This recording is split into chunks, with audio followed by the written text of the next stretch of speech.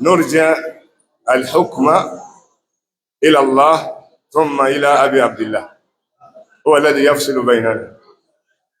Àdá ọ̀rọ̀ yìí padà lọ́sọ́dọ̀ àwọn àlejò wa pàtàkì. Mo ń béèrè pé èdè wo ni kí n fẹ́ sọ̀rọ̀ ní ṣókí ni mí kí mo lọ́rọ̀ lénìí. Àwọn tó lọ fún lọ́rọ̀ sọ lénìí àárín àwọn jókòó tí wáyé. ولكن صاحب الدرس الماتع في هذا اليوم هو من تشاهدونه في الأبيض وقلبه إن شاء الله أبيض والحمد لله. ẹni tó ní ọ̀rọ̀ lónìí náà lẹ tí ń wò funfun lẹ́lẹ́lẹ́ ẹbí ò funfun tán mo ní brown lára mo ní gbogbo ẹ̀ àwọ̀ mi ò tún wá funfun. ẹni tó lọ́rọ̀ náà lẹ́ni tó jókòó tì wá ṣùgbọ́n èmi nìkan fẹ́ bá yín palẹ̀ mọ́ bẹ́ẹ̀ ṣe sílẹ̀kùn tẹ́fì ráyè wọ ilé náà ni mo fẹ́ ṣe. mo wá lọ́rọ̀ díẹ̀ tí mo fẹ́ sọ yẹn sí Yorùbá ni kí n sọ ni àbí kí n sọ ní èdè Lárúbáwá. àwọn Lárúbáwá gbọ́ Lárúbáwá ń gbà àwọn Lárúbáwá ni wọ́n á sọ Yorùbá rẹ̀ ẹ̀yin Yorùbá náà wá ní Yorùbá ni. tọ́rọ̀ bá ti wá rí báwọn àwọn àdọ́rọ̀ padà lọ́sọ́dọ̀ ẹni tó nìjókòó ó ní yọ́ bá wa ṣèdájọ́ lórí ẹ̀ èwo ni ká lò. أيا أختار في 5 دقائق أتكلم معك أي لغة تفضل لنا للمصلحة. لا يا شيخ أنت الذي تحكم بيننا اليوم إن شاء الله. أنا بس كلمة يوربا. طيب الشيخ حكم باليوربا للمصلحة. العربية أفضل من اليوربا أليس كذلك؟ لأنها لغة الدين إنها لغة القرآن لغة نبينا محمد صلى الله عليه وسلم. لكن الحضور الجم هم الذين لا يجدون لغة العربية. wọ́n ní kí n sọ Yorùbá ní ṣókí.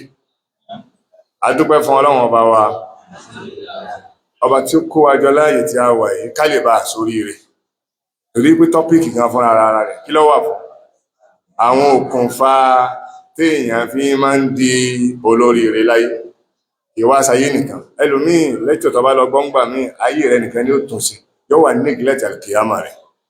tùmọ̀rú tọ́pìkì tí wọ́n fẹ́ sọ fún wa yìí yóò sọ wá di olórí rẹ̀ láyé bákan náà yóò tún sọ wá di olórí rẹ̀ ní alkiyama. ẹnikẹ́ni tó bá dẹ̀ ti torí rẹ̀ láyé tó torí rẹ̀ alkiyama òun lọ́lọ́run gba àdúrà rẹ̀ pé rabbana atina fid dunya hasana wa fil akhirati hasana wa qina adhaban nar. ẹnikẹ́ni tó bá ti sórí ire láyé àti alkiyama òun ni rabbana ti ẹ̀gbà. ọlọ́lọ́mọ yẹn tí ń ṣe rabbana tí ọ̀rọ̀ bá náà fún o ṣùgbọ́n tí wọ́n bá sórí ire láyé tó sórí ire alkiyama ìwọ ni rabbana rẹ lọ. ọlọ́run àwa ń bẹ̀ ọ́ rabbana atina fid dunya hasana yìí àdúrà yìí ọlọ́run jẹ́ kókó lórí ẹnì kọ̀ọ̀kan wa. a rí pé kókó ọ̀rọ̀ náà ni wasail aw asbabu sa'ada àwọn okùnfà tí èèyàn fi máa di olóríire. mo lérò yìí pé kọ̀sẹ̀ tó wà ń bí báyìí tí ọ̀fẹ́ sóríire àbáwá ní mo wá tún wá gbà pé olóríire ní gbogbo èyí tẹ́wàá mọ́sálásí pẹ̀sì jókòó. kí ló fà á? torí wípé nínú okùnfà tí èèyàn fi sóríire ní kíyàn wá lójókòó tẹ́wàá ló fi jẹ́ sí pé máa ní courage bó ti jókòó yẹn. bẹ́ẹ̀ ká bá ní olórí burúkú ni ọ́ pé olóríire lè ní sọ́dọ̀ olójú pé mo confirm ẹ̀. kí ló fà á? ọ wà láàyè kan náà àwọn àyè tí àti máa ń ṣe olóríire. Ànábì alayhi salam ní majtama'a qawmun fi baytin min buyutillah yadhkuruna fihi isma Allah ila akhirih illa wa nazalat alayhim as-sakinah wa haffathum bihim al-mala'ika wa ghashiyatuhum ar-rahma. kí ni túmọ̀ rahma? oríire àbí ó ti sóríire bá wọn. Ọlọ́run kọ́ mọ́ yọ wá kò ní oríire náà. ẹ wá já farabalẹ̀ òórùn lásánlẹ̀ ń gbọ́ yẹn tẹ́ fi ń jẹ̀kọ yẹn tí rẹ̀ fọ́ ẹ̀fọ́ ní ń bọ̀ lójú ọ̀nà báyìí tẹ́ fi jẹ ẹ̀kọ́. èmi kàn fún yín lóòrùn ọbẹ̀ gbọ́ lásán ni ẹni tó ní ọbẹ̀ gangan tó ti sè é tó ní kòkó rẹ̀ tó tún mú síbí wá tí ó máa fún wa lọ́bẹ̀ yẹn jẹ ó ti wà ń jòkó. àwọn náà ni olólùfẹ́ wa àfáà wa ṣéèkù wa ẹni rí ẹgbẹ́ bá ṣe dábàá Ọlọ́run ló mọ̀ kọ̀kọ̀ ṣùgbọ́n ìtarí làwọn sọ yẹn. ẹni rí ẹni tó nífẹ̀ẹ́ gbogbo ọmọlẹ́yìn Ànábì Muhammad sallallahu alaihi wasallam. kò sí nǹkan kan tó tóbi lọ́dọ̀ wọn tó ọmọlẹ́yìn Ànábì sallallahu alaihi wasallam. tí kì bá ṣe bẹ́ẹ̀ ìlú táwọn ti wá kọjọ́ ti wà láìfù táwọn ń lò ń bí báyìí ẹran tí wọn ò lò ó kọ ọmọ báwọn ẹran lásán ẹran tí wọ́n ń sìn iná yìí lọ ọmọ ẹran lórí o mi ò fi búlò wa o wọ́n fẹ́ kẹ́ fi máa yí àwọn tó wà ní o àwọn òní títì tó ní gálọ̀pù kankan o ọgbọ̀n mi báwọn ooru tí mú ìyìn rògbé máa mú wọn tí wọ́n ní èsì tí wọ́n dàbólẹ̀ àwọn òní èsì máa dára ṣàdá wà fáànlá ní àbí fáànlá kóbò tọ́ bákan náà wọ́n fi ìyàwó lẹ̀ wọ́n fọmọ́ lẹ̀ wọ́n fi dúkìá lẹ̀ wọ́n fi gbogbo nǹkan lẹ̀ wọ́n wá wá sáàrin wa mú bẹ̀rẹ̀ ó yẹ ká mọ̀ pé ní èyí kò sí kankan tó gbé wá ju nítorí kíyàn ìfẹ́ ọmọlẹ́yìn Ànábì Muhammad sallallahu alayhi wa sallam ẹ wá jẹ́ ká ṣàpọ́nlé àlejò náà sí àmì fún yín. Number 1 ẹ ṣàpọ́nlé al-Qur'an ẹ ṣàpọ́nlé hadith Ànábì Muhammad sallallahu alayhi ṣe mọ̀ pé ráìtì ẹyọ kan nínú mẹ́tẹ̀ẹ̀ta ó tó wa pé ká mọ̀ sí wọn àwọn àìsí wọn àwọn tẹ́lẹ̀ o ṣùgbọ́n ká tún farabalẹ̀ dáadáa tó bá jẹ̀bi ẹni pọ́ fẹ́ rẹ̀ ọ́ máa sọ pé a'udhu billahi minash shaitanir rajim ìṣù ọ̀fẹ́ kó sórí rẹ̀ nìyẹn ẹlòmí ní ìsìnbá sí jókòó fóònù yọ máa tẹ̀ bí wọ́n ti ń ṣe lẹ́kṣọ̀ lọ ọ fẹ́ kọ́ ọmọ sórí rẹ̀ ni o bí wọ́n bá ti bẹ̀rẹ̀ lẹ́kṣọ̀ báyìí gbé fóònù ẹni sáílẹ̀ àbí kò tiẹ̀ pa ipò lórí burúkú ni wọ́n tó ọba pè mí lásìkò tí mo ń ṣe oríire lọ́wọ́ wọ́n dá lóhun torí kò lè bá sórí rẹ̀ yẹn délẹ̀ gbogbo ohun tó bá fẹ́ bọ́ ní ìsìn oorun orí burúkú ló kọ rẹ̀ ń jẹ́ tó bá ti fẹ́ wá kí ló ṣe fún ó lè lọ ní pé káì olórí burúkú ni wọ́n rẹ̀ wọ́n fẹ́ sórí rẹ̀ ń tèmi ọlọ́run kọ́ sínú ọ̀rùn fẹ́ni kọ̀ọ̀kan wa ẹ jẹ́ ká farabalẹ̀ kájọ́t níta àbárí kó nídìí kájọ́t ẹ̀ ìtí ọ̀bá yé wa ká bí wọ́n lédè tí wọ́n bá sọ̀rọ̀ tán mo sì nígbàgbọ́ pé gbogbo wa pátápátá tá a ti sórí rẹ̀ tẹ́lẹ̀ tá a wà mí báyìí nígbà tá a bá máa lọ ilé padà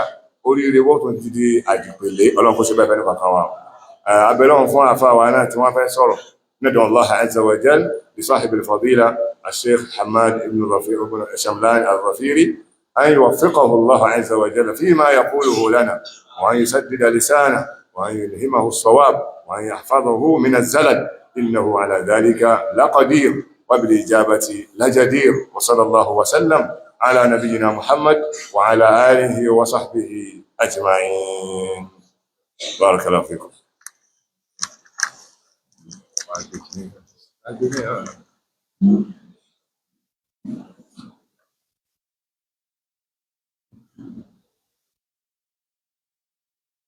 ما يكفي واحد ولا ايه ولا بد الجميع لا فيكم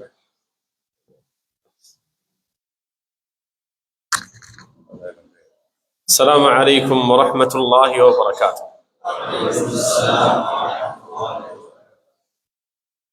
الحمد لله والصلاة والسلام على رسول الله وبعد. سنتكلم اليوم بإذن الله عز وجل عن موضوع في غاية الأهمية.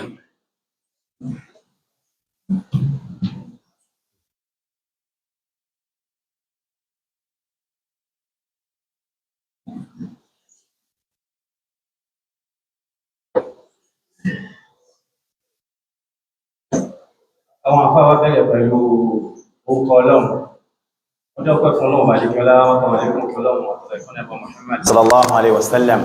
wọ́n ní lónìí pẹ̀lú yọ̀ǹda ọlọ́run a máa sọ̀rọ̀ lórí àkọlé ọ̀rọ̀ kan tó pàtàkì púpọ̀. وقبل أن نبدأ بالإجابة على هذا السؤال ما هي أسباب السعادة ينبغي أن نعرف أن جميع الناس يحرصون على أن ينالوا هذه السعادة. wọ́n ní kó tó di pé a fèsì lórí ìbéèrè àkọlé ọ̀rọ̀ wa òní kí ni àwọn okùnfà tí ẹ̀ máa ń fi ṣoríire wọ́n ní ká lọ mọ̀ pé gbogbo èèyàn pátápátá ní máa ń sojú kòkòrò bí òní ṣe dolóríire. لكن لا يوفق لهذه السعادة إلا القلة. àmọ́ ìmọ̀ abẹ̀ ni pé èèyàn péréte nínú àwọn tó ń hù láti dolóríire lọ́lọ́run máa ń sọ dolóríire. السعادة هي طمأنينة النفس. wọ́n ní tá ń pè lóríire ó ní kí ọkàn ọmọnìyàn ó balẹ̀. السعادة هي راحة القلب. wọ́n ní tá ń pè lóríire ó ní kí ọkàn ọmọnìyàn ó wà ní àlàáfíà. السعادة هي الحياة الطيبة. wọ́n ní tá ń pè lóríire ó ní kí ìgbésí ayé ó dùn fọ́mọnìyàn. لكن بعض الناس يظن أن السعادة تكون بالمال. àmọ́ ọ̀pọ̀lọpọ̀ èèyàn wọ́n rò pé tá ń pè lóríire ó ní pẹ̀lú owó. ويوجد الكثير من الأغنياء ليسوا بسعداء. in tó dẹ̀ síwálé mà ní pé àìmáyémáyé olówó ló ń bẹ tó ṣe pé wọ́n èso lóríire. وبعض الناس يظن أن السعادة بكثرة الأولاد. ẹlòmíì rò pé in tá ń pè lóríire ó ní kí ọmọ ó pọ̀ kéèyàn ò bímọ tó pọ̀. ويوجد أناس عندهم أولاد لكن لم ينالوا هذه السعادة. àmọ́ ọ̀pọ̀lọpọ̀ nú àwọn èèyàn ẹlòmíì ń bẹ tó bímọ tó pọ̀ àmọ́ tó ṣe pé oríire tá ń sọ yìí kò jẹ́ tiẹ̀. بعض الناس يظن أن السعادة بالوجاهة.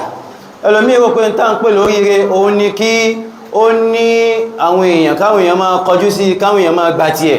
ويوجد من الوجهاء من هو حزين.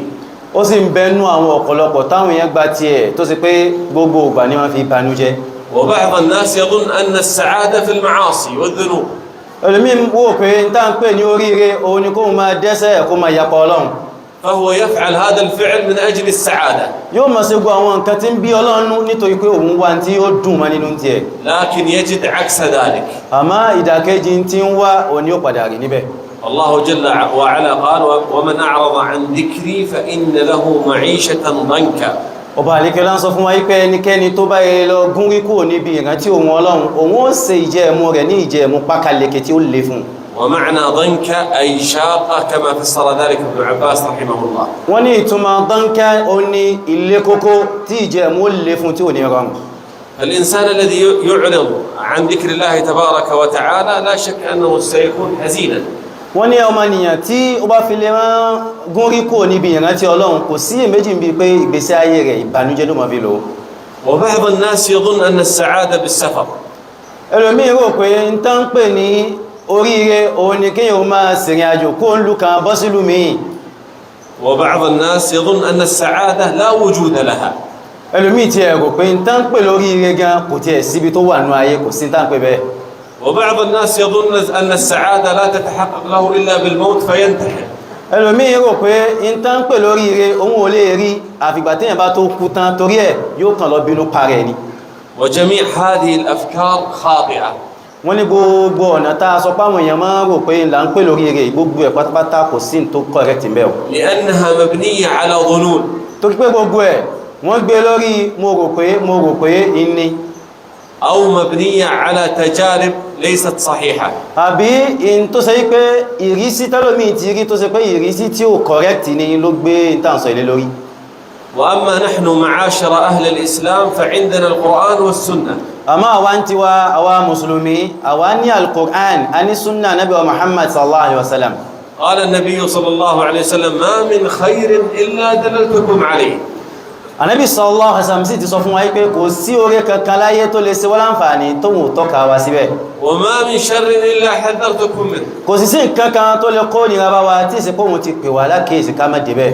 وهذه الأسباب التي ستذكر في هذه الكلمة هي أسباب موجودة في الكتاب والسنة. wọ́n ní torí ẹ̀ gbogbo àwọn okùnfà téèyàn lè fi sórí rẹ̀ tá gbàdà máa gbọ́ yìí gbogbo ẹ̀ pátápátá á bá pàdé nínú Qur'an àti nínú sunna Nabi. قال النبي صلى الله عليه وسلم تركت فيكم ما أن تمسكتم به لن تضلوا بعدي كتاب الله وسنتي. Ànábì wa Muhammad sallallahu alaihi wasallam sọ fún wa pé àwọn fi nǹkan méjì kan lẹ̀ fún wa ní gbogbo bàtà bá ilé so mọ́ nǹkan méjèèjì a lè sọnù láíláí òun náà ni tírà Ọlọ́run al-Qur'an àti sunna Nabi Muhammad sallallahu alaihi wasallam. السبب الأول من أسباب السعادة.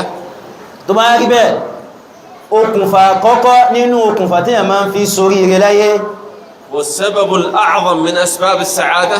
okùnfà tó tóbi púpọ̀ ju gbogbo okùnfà yòókù lọ والسبب الذي يقدم على جميع الأسباب. àti okùnfà tó ṣe pé a gbé òun borí gbogbo okùnfà yòókù pátápátá هو توحيد الله تبارك وتعالى. òun náà ni mímú ọba Allahu wa lọ́kan ṣoṣo níbi ìjọsìn wa. فأعظم أسباب السعادة توحيد الله جل وعلا. in tó tóbi jù nínú okùnfà tí a máa ń fi sórí ire òun náà ni ká má ṣẹbọ sọ́lọ́run o. قال العلامة ابن القيم رحمه الله أصول السعادة ثلاثة. àfáwà àgbáni Ibn Qayyim sọ fún wa pé àwọn àpìlẹ̀ tí máa ń dèyàn sórí ire láyé mẹ́ta náà la lè pè sí. ولكل ضد. mẹ́tẹ̀ẹ̀ta ló wá ní ìdàkejì. في هذه الكلمة يذكر لنا ابن القيم أصول السعادة وأصول الشقاء. ìyẹn ni pé nínú àwọn àpìlẹ̀ mẹ́tẹ̀ẹ̀ta tá a fẹ́ sọ yìí àfáà Ibn Qayyim ń sọ àwọn àpìlẹ̀ oríire àti ìdàkejì rẹ̀ àwọn àpìlẹ̀ orí ibú. الأول من أسباب السعادة الإسلام وضده الشرك. torí ẹ̀ àkọ́kọ́ ìpìlẹ̀ oríire fọ́mànìyàn ó náà ni kó jẹ́ mùsùlùmí ìdàkejì rẹ̀ wá ní kó jẹ́ ẹlẹ́bọ. والثاني السنة وضدها البدعة. ẹ̀kejì nínú ìpìlẹ̀ òun ni kó máa tẹ̀lé ìlànà Ànábì wa Muhammad sallallahu alaihi wasallam ìdàkejì tiẹ̀ tó jẹ́ torí ibú òun ni kó máa dáadáa lẹ́nu ẹ̀sìn. والثالث الطاعة وضدها المعصية. ẹ̀kẹta nínú ìpìlẹ̀ oríire òun ni kéèyàn máa tẹ̀lé àṣẹ Ọlọ́run, ìdàkejì tiẹ̀ níbi torí ibú òun ni kéèyàn máa yapa sáṣẹ Ọlọ́run. فالموحد يعلم أن له ربا يدبر الأمر فإذا نزلت به نازلة لجأ وتضرع إلى الله. torí pé ń bá gba Ọlọ́run lọ́kan ṣoṣo, gbogbo ìgbà tí ń tó bá bá nínú jẹ́ bá ṣẹlẹ̀ sí yóò máa rawọ́ rasẹ̀ sí ọ̀dọ̀ ọba àlekíọlá. والدليل على أن التوحيد من أسباب السعادة قول الله عز وجل الذين آمنوا أي وحدوا وأخلصوا. wọ́n ní inú ẹ̀rí tá a fi mọ̀ yí pé tawhid ìkan nínú àwọn ìpìlẹ̀ okùnfà oríire ni òun níbi tó bá àlekíọlá ti sọ fún wa yí pé àwọn tí wọ́n gbọ́ Ọlọ́run lọ́kan ṣoṣo. الذين آمنوا ولم يلبسوا إيمانهم بظلم أي بشرك. àwọn tí wọ́n gba Ọlọ́run gbọ́ tí wọ́n mú lọ́kan ṣoṣo tí wọ́n ò sì jẹ́ kí ẹbọ kó rò papọ̀ mọ́ iṣẹ́ wọn. أولئك لهم الأمن àwọn tá a sọ yìí àwọn ní ìfọ̀kànbalẹ̀ ó máa jẹ́ tiwọn o يوم القيامة tó bá dijọ́ gbìdà alkiyama. وهم مهتدون في الدنيا والآخرة. àwọn tá a sì sọ yìí ni àwọn tọ́lọ́ máa fọ̀ ọ̀nàmà nígbàtà ń bẹ láyé àti bàtà bá kú tán. فالتوحيد هو الذي يكون من أسباب السعادة بل هو أعظم أسباب السعادة. ìyẹn jẹ́ àgbọ̀ yé pé ká mọ̀ Ọlọ́run lọ́kan ṣoṣo òun ni tó tóbi jù nínú àwọn okùnfà tá a máa fi ṣoríire. وهذا يونس عليه السلام خرج من كرب عظيم بتوحيد الله تبارك وتعالى. wọ́n ní àpèjúwe Ànábì wa Yunus alayhi salatu wassalam, Ọlọ́run láwọn kúrò níbi àdánwò ńlá tó ṣẹlẹ̀ sí wọn látara pé wọ́n ní tawhid. فنادى في الظلمات. àwọn Ànábì wa Yunus wọ́n ń bẹ lọ́hùn nínú àwọn òkùnkùn tí wọ́n wà. ظلمة البحر. inú òkùnkùn àkọ́kọ́ òkùnkùn inú odò tí wọ́n wà. وظلمة الليل. àti òkùnkùn òru ọjọ́ tí ṣẹlẹ̀ ìṣẹ̀lẹ̀. وظلمة الحوت. àti òkùnkùn inú ẹja tí wọ́n wà. الله عز وجل وصف أنها ظلمات. Ọlọ́run ṣèròyìn kọ̀ndíṣàn ibi tí wọ́n wà ń pé inú àwọn òkùnkùn tí ń gbéra wọn mì ni wọ́n wà. فنادى في الظلمات أن لا إله إلا أنت سبحانك إني كنت من الظالمين. nígbà tó wọ́n fẹ́ bẹ Ọlọ́run tó fẹ́ ṣàdúrà in tí wọ́n sọ ni pé la ilaha illa anta subhanaka, kò sí ọba míì tó lẹ́tọ̀ọ́ sí jọ́sìn jùwọ́ nìkan lọ́wọ́ subhanaka, mímọ́ rẹ Ọlọ́run, mo túbá o mo jẹ́wọ́ ẹ̀ṣẹ̀ mi. فهذا نبي الله يونس فزع بالتوحيد لأنه يعرف أنه لا نجاة إلا بالتوحيد. wọ́n ní ànábì Ọlọ́run Yunus rẹ̀ o, wọ́n bẹ̀rù lọ sọ́dọ̀ Ọlọ́run pẹ̀lú tawhid tó pé wọ́n mọ̀ pé kò sí tó lè là wọ́n bí táwọn wà ju tawhid lọ. لما دعا الله عز وجل بالتوحيد nígbà tí wọ́n bẹ Ọlọ́run pẹ̀lú ìfọwọ́nà lọ́kan ṣoṣo, قال الله فاستجبنا. nígbà tí wọ́n bẹ Ọlọ́run báwọn èsì tọ́lọ́run wá fún wọn ni pé àwa dá wọn lóhùn tí wọ́n béèrè, فاستجبنا له àwa dá lóhùn in tó pè wá sí, ونجيناه من الغم. a sì láàkó níbi ìbànújẹ́ àti wàhálà tó wà. وكذلك ننجي المؤمنين. Ọlọ́run ní bá a ṣe lá Ànábì Yunus yẹn láti máa la gbogbo ẹ̀ ń bá jẹ́ mùmínì náà tó bá kó wá pẹ̀lú ọ̀kan ṣoṣo. وهذه الآية واضحة wọ́n ní àyà tá a kà yìí ìtumọ̀ rẹ̀ fojú hàn dáadáa. لأن التوحيد هو سبب النجاة. wípé ìmọ̀ Ọlọ́run lọ́kan ṣoṣo tawhid òun ní ọ̀nà kan téèyàn máa ń gbà á là. قال ابن القيم رحمه الله ما دفعت شدائد الدنيا بمثل التوحيد. àfọwọ́ Imam Ibn Qayyim sọ fún wa pé gbogbo àwọn nǹkan bó ti máa ń ṣẹlẹ̀ sí ìyàn láyé kò sí nǹkan tá a lè ṣe tá a fi lè tì wọ́n dànù tó tó tawhid. وبقدر توحيدك بقدر ما يدافع الله عز وجل عنك. bí a bá ṣe wá ní tawhid sí bá a bá ṣe mọ́lọ́ lọ́kan ṣoṣo sí bẹ́ẹ̀ náà ni Ọlọ́run ṣe máa ti àwọn lábúrí ìdánù sí wa sí. إن الله يدافع عن الذين آمنوا. ọba àlékọ́lá sọ pé òun a máa dáàbò òun a máa ti lábúrú dánù fún àwọn tó bá gbóhùn gbọ́. فإذا دافع الله عز وجل عنك ستكون من السعداء. tọ́lọ̀ ń bá ilé wa jásí pé òun fúnra rẹ̀ ní dáàbò bò ọ́ ní ti lábúrú dánù fún ọ yín tí ò sí méjì bẹ́ẹ̀ ni pé nínú àwọn olóríire ló wà báwọn. ومن حقق التوحيد صرفه الله عز وجل عن الموبقات. ẹn tí Ọlọ́run bá wá ṣe ń rọrùn fún tó bá fi lè rí tawhid ṣe gbogbo àwọn nǹkan bó ti máa ń ba tèèyàn jẹ́ láyé àtàlkíyàmà Ọlọ́run gbé jìnà sí. كما قال سبحانه عن يوسف عليه السلام. gẹ́gẹ́ bí ọba àlékọ́lá tó ṣe fún alápẹ̀júwe mi nípa Ànábì wa Yusuf alayhi salam. كذلك لنصرف عنه السوء. Ọlọ́run láà ṣe bá ń fún torí kálẹ̀ bá àti lábùkú dánù fún. والفحشاء. àti àwọn tí ó dá.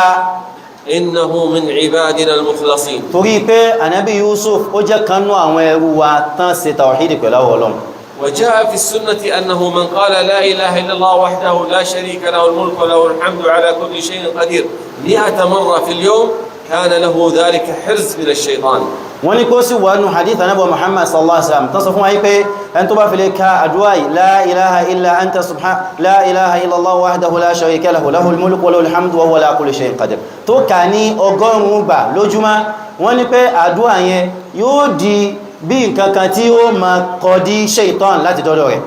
وجاء أيضا في السنة أن التوحيد يكفر الخطايا والذنوب. bákan náà ó tún wá nù súnnà Nábì wa Muhammad sallallahu alaihi wasallam yí pé kí yíò mọ́ Ọlọ́run lọ́kan ṣoṣo ìmọ̀ ń ṣokùnfà kí wọ́n kú ẹ̀ṣẹ̀ dànù fún ẹrú àti gbogbo tó bá ṣe lẹ́ṣẹ̀. كما جاء في السنة أنه يدعى رجل يوم القيامة gẹ́gẹ́ bó sọ wá nù hadithi pé wọ́n pe ọkùnrin kan tó wá jọ́ ìdàlì kìyàmà على رؤوس الناس. lásìkò tí gbogbo àwọn èèyàn wò pátápátá الناس ينظرون إليه àwọn èèyàn máa wo owó pè jáde وتؤتى بالسجلات العظيمة من المعاصي والذنوب. wọ́n wá lọ gbé ìwé ẹ̀ṣẹ̀ rẹ̀ wọ́n lọ gbé wá fún. السجل الواحد منها مد البصر. wọ́n ní ìwé ẹyọ kan péré nù ìwé tó máa gbé wá yóò gùn dé dédé tí ojú wa lè parí sí. فيقال له هل ظلمناك؟ wọ́n a máa bí léèrè pé sáà sàbòsí rẹ̀ bí. فيقول لا يا رب. yóò máa sọ pé ara o tí mo ṣe náà ní. لأنه خاف. tó yí pé ń bẹ̀rù ẹ̀rù ń bà á. فيقال له هل لك من حسنة؟ wọ́n a bí léèrè pé njó ṣiṣẹ́ rẹ̀ míì náà sọ ṣiṣẹ́ rẹ̀ báyìí bí. فيقول لا يا رب لا يا رب. yóò ní àyìn ṣiṣẹ́ kankan àyìn sí kankan láyé inú ṣẹ́ rẹ̀. فتخرج له بطاقة. wọ́n wà á mú ìwé pélébé kan jáde fún. وهذه البطاقة wọ́n ní ìwé pélébé tá à ń sọ yìí عظيمة. ó pélébé ni o àmọ́ ìwé ńlá ni. فقال هذا الرجل ماذا تفعل هذه البطاقة مقابل تلك السجلات العظيمة؟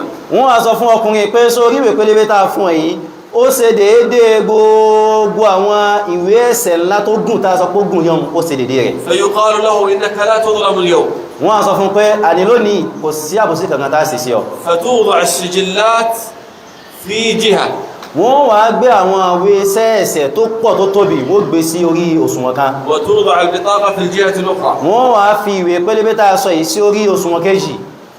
فتطيش هذه السجلات. wọ́n ní pé gbogbo àwọn ìwé yìí bó ṣe pọ̀ bó ṣe tóbi tó yáàdí tí ó fúyẹ́ lólo أصبحت لا شيء. tí ó di pé kò nítumọ̀ kò jásí kankan.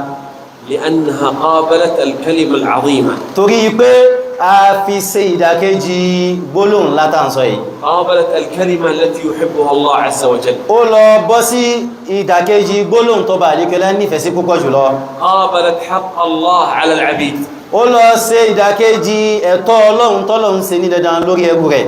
قابلت الكلمة التي هي أعظم من السماوات والأرض. ó lọ ṣe ìdàkejì gbólóhùn tó ṣe pé ó tóbi ju gbogbo tí ń bẹnu ayé àti sánmà lọ.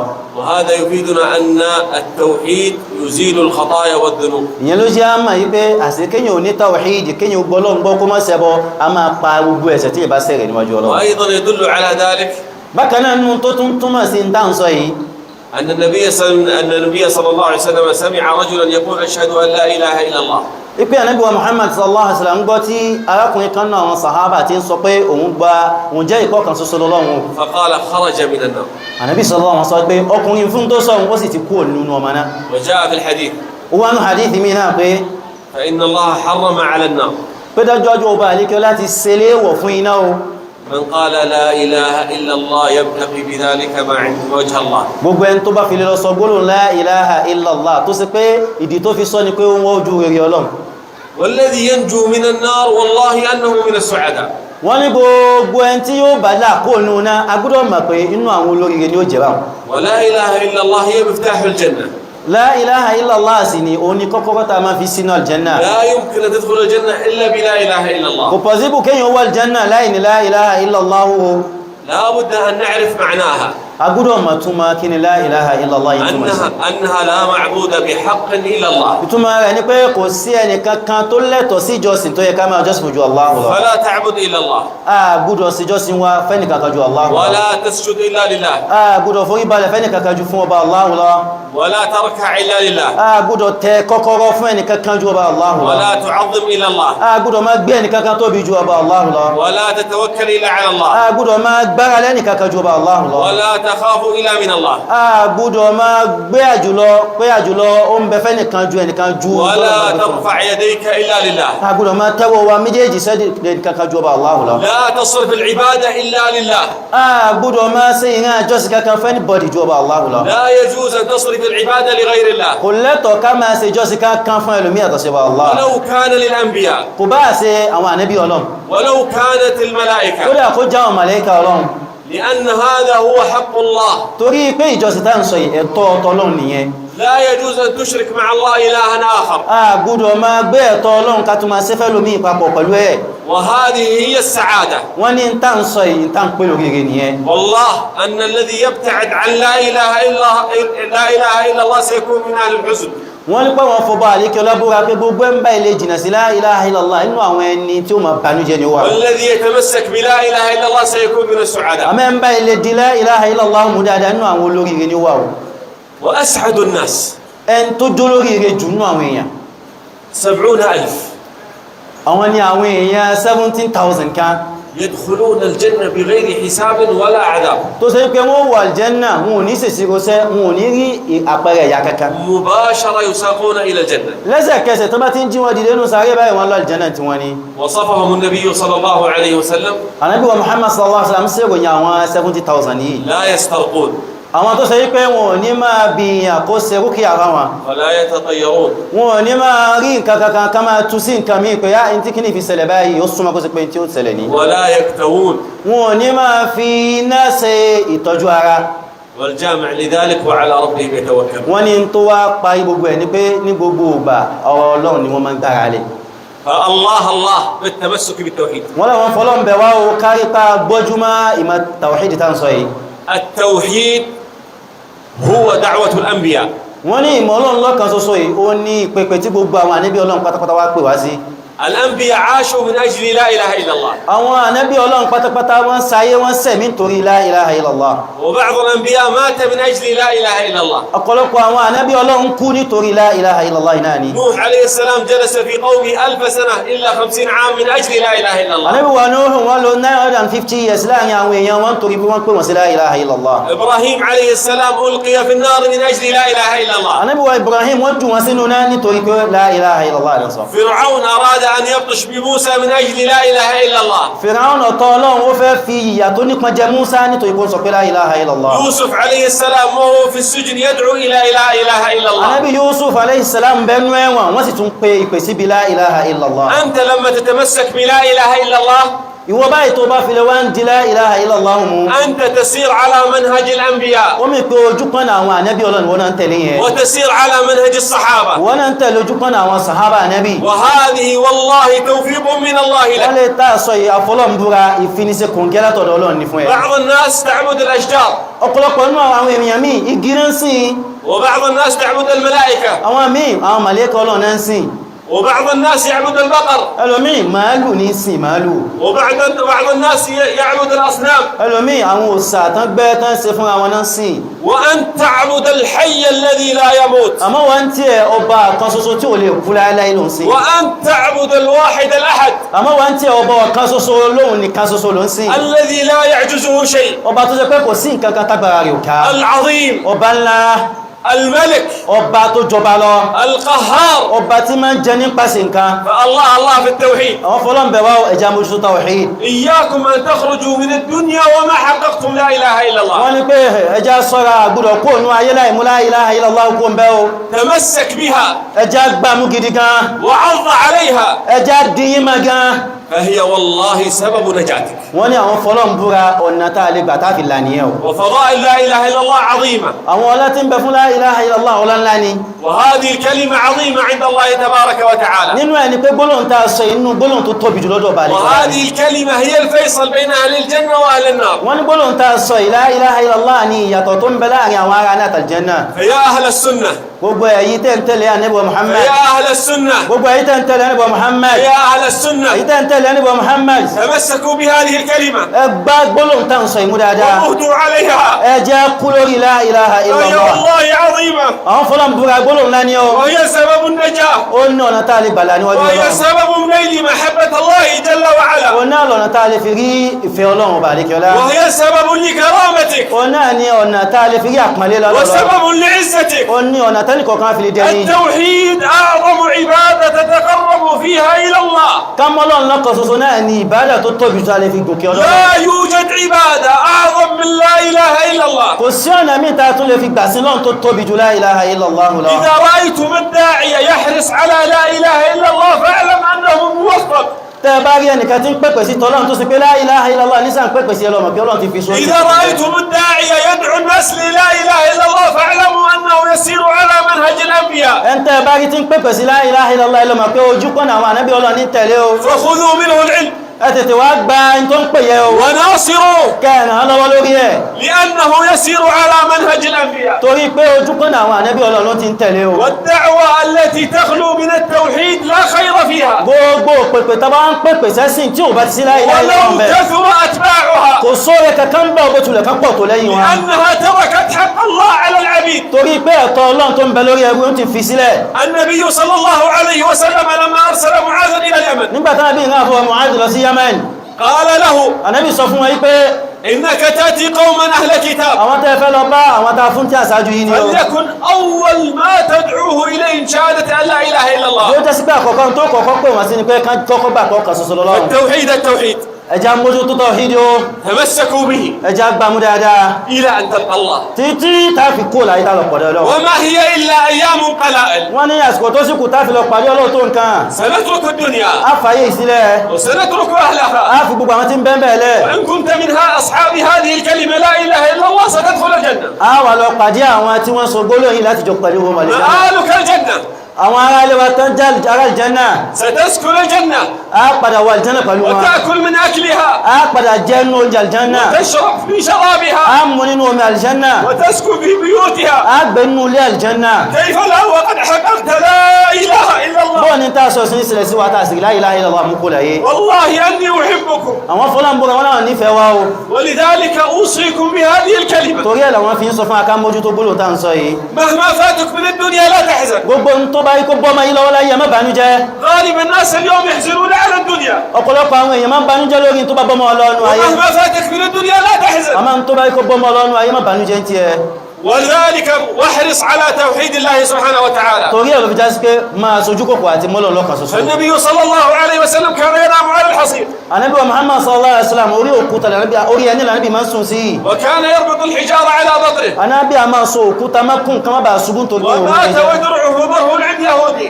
àwọn sàhábà náà máa so òkúta mọ́kùn tó kún òun jẹjẹ ومع ذلك كان طوال حياته أما- عليه الصلاة والسلام يدعو الناس إلى أن يوحدوا الله. àmọ́ tó ń ti bẹ́ẹ̀ tánàbí fi kó láyé orí la ilaha illallah ni wọ́n pèpè sí فدعا القريب والبعيد wọ́n pè ẹni tó súnmọ́ wọn wọ́n pè ẹni tó jìnà والأبيض والأسمر wọ́n pè ẹni tó jẹ́ funfun wọ́n pè ẹni tó jẹ́ pupa والأعجمي والعربي wọ́n pè lágbàwá wọ́n pè ẹni tí èsè lágbàwá إلى هذه الكلمة العظيمة. sí gbólóhùn tó nípa tó ń tà ń sọ yìí الله الله بالتوحيد. àwọn fọlọ́mbà wá ẹja mójútó tawhid o فهو حق الله على العبيد. ó náà ni ẹ̀tọ́ Ọlọ́run lórí àwọn ẹrú rẹ̀ بهذا نعرف pẹ̀lú ń tà sọ yà á mọ̀ pé أن السبب الأعظم للسعادة òkùnfà tó tóbi jù téèyàn lè fi rú هو sórí rẹ̀ توحيد الله تبارك وتعالى. ó náà ni ká mọ́ Ọlọ́run lọ́kan ṣoṣo níbi ìjọsìn rẹ̀ o وكلما عظم التوحيد في نفسك gbogbo ìgbà tí tawhid bá ti tóbi lẹ́mìí wa كلما ازدادت هذه السعادة. bẹ́ẹ̀ ni oríire yóò sì máa nípa sí lára wa السبب الثاني من أسباب السعادة okùnfà ẹlẹ́ẹ̀kejì náà àwọn okùnfà tá a fi sóríire التمسك بسنة النبي صلى الله عليه وسلم. ó náà ni ká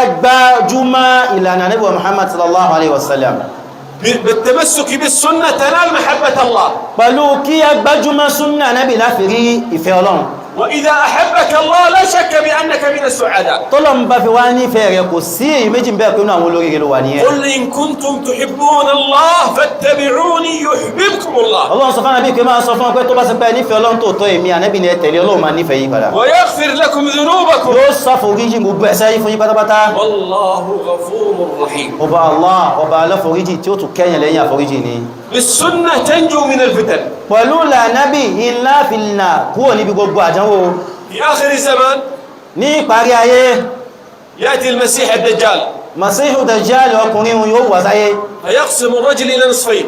yóò máa gé èèyàn sí méjì dọ́gbandọ́gba ثم يحييه بإذن الله yóò sì tún sọ́dá ayé padà pẹ̀lú yọ̀ndọ́ فيقول ما تقول في lẹ́yìn náà yóò àbí àwọn èèyàn léèrè kí lẹ́fẹ́ sọ ń pa mí báyìí فهذا الرجل تعرض لفتنة عظيمة wọ́n ní pé ọkùnrin àwọn èèyàn yóò pè wọ́n síbi àdánwò ńlá فيقول هذا الرجل الموفق àwọn èèyàn máa sọ pé ọkùnrin yìí ọlá kọ́lọ̀ fi ṣe kòǹgẹ́ o والله ما ازددت فيك إلا كفرا wọ́n ní pé wallahi ní lékún sí ọjú kí n máa kọ́ tiẹ̀ sí lọ لأن النبي صلى الله عليه وسلم أخبرنا عنك tó gbá nàbí ti fẹ́ kan sọ̀rọ̀ rẹ fún wa tẹ́lẹ̀tẹ́lẹ̀ هذا الرجل لما كان عالما بالسنة نجا ọkùnrin tá ń sọ ìṣẹ́ bẹ́ẹ̀ rí pé ńgbà tó mà nípa ìlànà ànábì lójú ó làkó òmìnira bọ́ ọkùnrin وأنت يا عبد الله ìwọ náà ìwọ ẹwọ ọlọ́run إذا كنت عالما بالسنة tí wọ́n náà bá lọ mà nípa ìlànà ànábì sọ̀rọ̀ والله أنك ستنجو ìwọ náà wallahi ó là o والله ستنجو بالسنة ìwọ náà ó là pẹ̀lú ìlànà ànábì sọ̀rọ̀ ولذلك الإمام مالك رحمه الله tó jẹ́ pé wa ìmáàmù Malik kọ́lọ̀ Malik jẹ́ sí wọn له كلمة عظيمة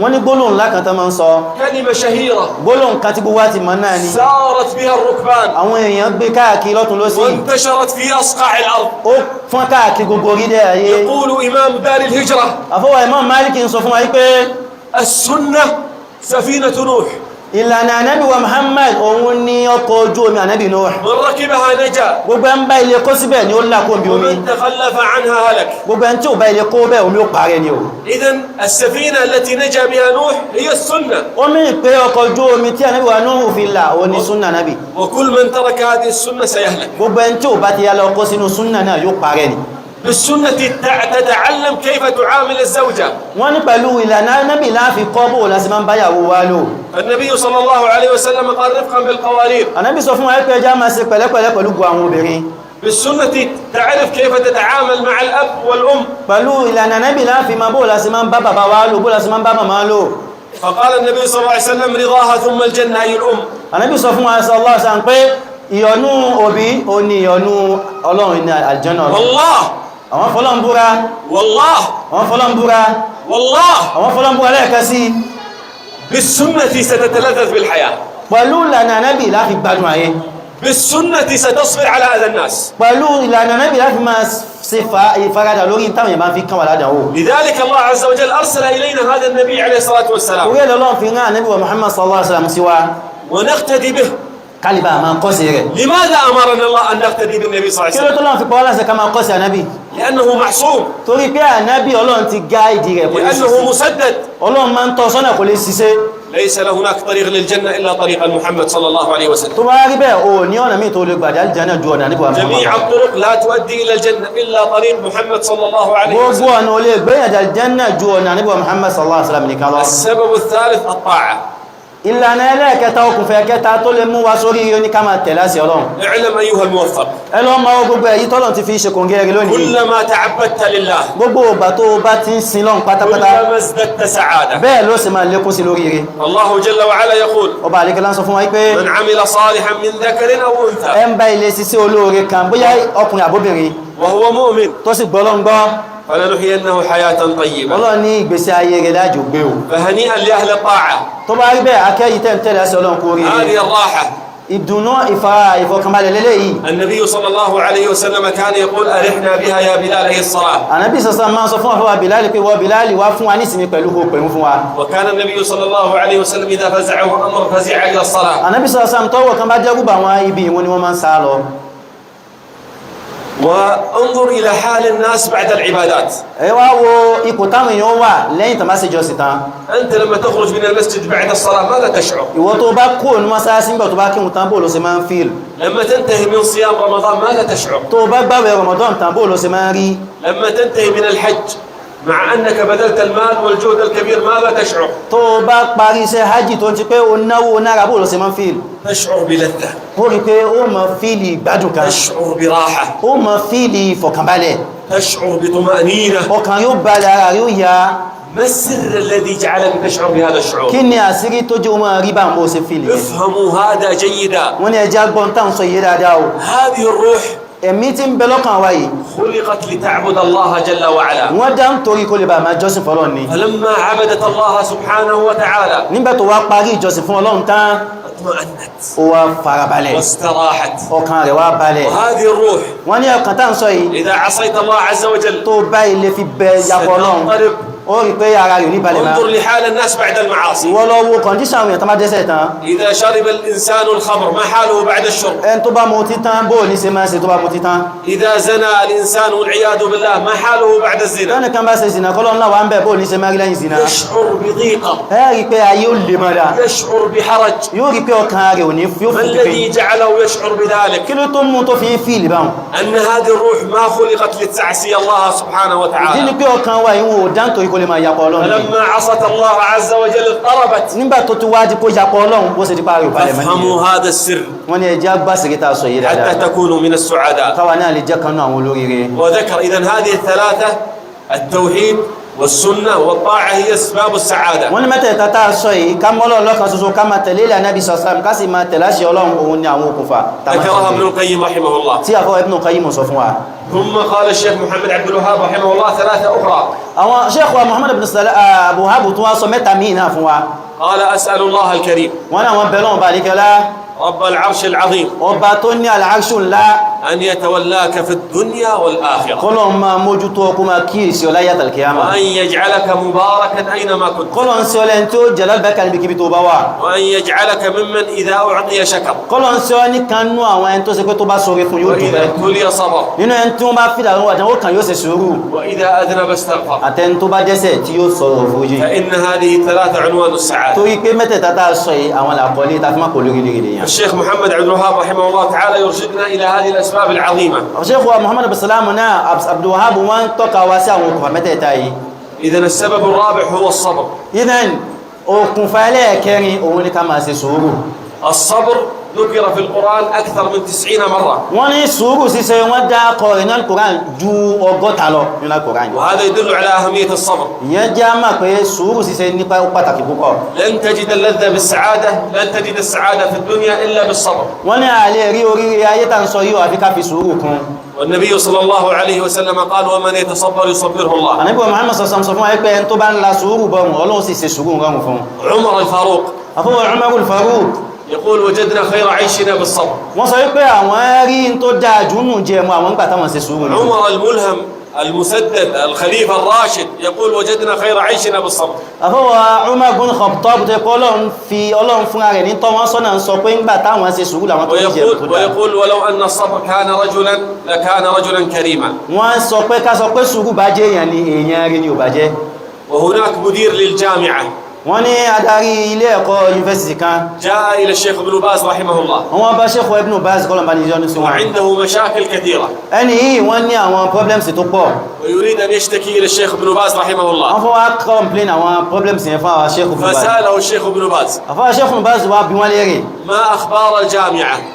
sọ fún mi nípa yunifásitì yẹn فقال: يا شيخ عندنا مشاكل كثيرة. wọ́n ní oríṣiríṣi wà láàlá ní o فأخذ الشيخ ابن باز بيده àfọwọ́ Ibn Baz wá gba ọwọ́ ọkùnrin mú وقرأ قول الله عز وجل: wọ́n wá ka ọ̀rọ̀ Ọlọ́run tó sọ pé يا أيها الذين آمنوا èyí tó ẹgbọ́lọ́ ń gbọ́ lóòlùdó àpè yíò اصبروا ẹ máa ṣe sùúrù وصابروا ẹ máa ṣe sùúrù ورابطوا ẹ máa dúró tí ẹ máa dènà di àwọn ọ̀tá ẹ̀sìn ní ibodè واتقوا الله لعلكم تفلحون. kẹ́ẹ̀sì bẹ̀rù Ọlọ́run dájájú ẹ̀là هذه آخر آية في آل عمران، wọ́n ní àyàtà kàíní àyàtò parí sọ́tọ̀ alẹ́ ìmọ̀ràn يوصي الله عز وجل فيها Ọlọ́run bá àlékọ́ lá ń sọ sọ́lẹ̀ fún wa níbẹ̀ أهل الإيمان بالصبر ó والمصابرة. ń sọ fún wa nípa ká máa ṣe sùúrù ká máa sàsọ́lẹ̀ sùúrù fúnra wa قال الشيخ ابن باز: هل عملتم بهذه الآية؟ àfọwọ́ Ibn Baz wá bí ẹni pé sáyà tí mo kà fún ọ̀sọ́ ti lò إذا عملتم بهذه ستفلحون. tẹ́ bá ilé lo àyàtà kàyẹ́ jèrè ẹ̀là فيقول مدير الجامعة: فعملت بهذه الوصية mùdírù jámíà tí wọ́n wá bá àfọwọ́ Ibn Baz wọ́n sọ pé àwọn wá lo àyà yìí